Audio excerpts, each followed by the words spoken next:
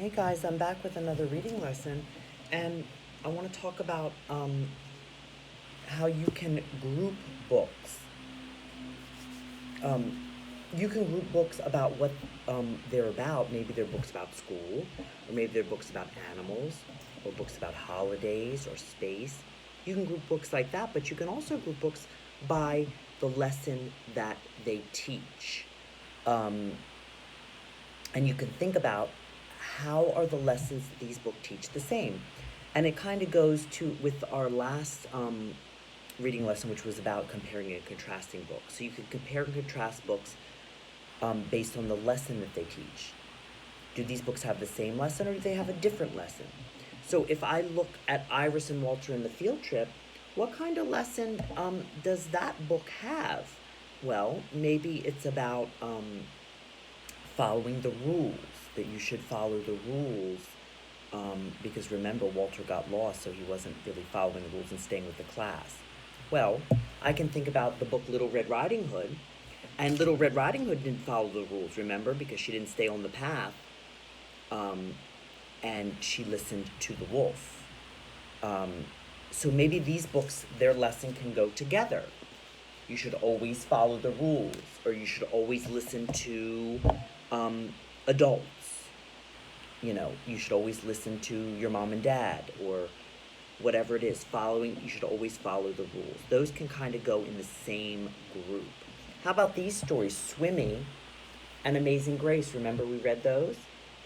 And Swimmy kind of believed in himself, and he had all the fish get together into a big fish. All the red fish got together into a big fish so that they wouldn't be eaten, remember? And Amazing Grace, she learned to, she believed in herself that she could be a ballet dancer, or in the play. So these two books could go together, like the message is believe in yourself. So they could kind of go in the same group, okay?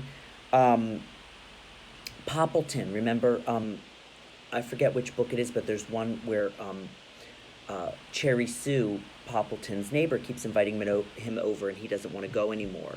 And so he ends up spraying her with the hose. But the message in the story is to tell your friends how you feel. Be honest with your friends and tell them how you feel. And there's other books that tell the truth, like Franklin Fibs, that I shared last time.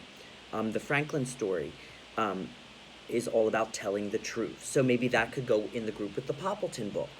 Always tell the truth. It feels better to tell the truth, okay? And one book might fit into several categories.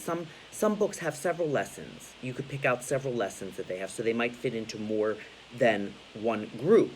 For example, the Poppleton book might also teach about forgiveness, because Cherry Sue forgives Poppleton for spraying her with the hose. So maybe that Poppleton book could go into two groups. Tell your friends how you feel, or it's always good to tell the truth.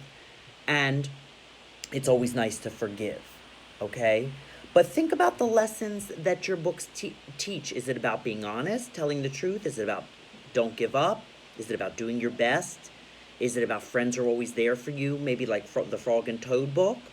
And then think about what other books that you have read have that same message or teach that same lesson, okay? And remember, you can sort your books that you read, by the lessons that they teach. Before I go, I just wanted you to think about your goals. How are you doing with your goals that you made on your little suitcase? If you reached your goal, make a new one. And if you haven't reached your goal, you need to work that much harder to reach it, okay? I'll see you next time.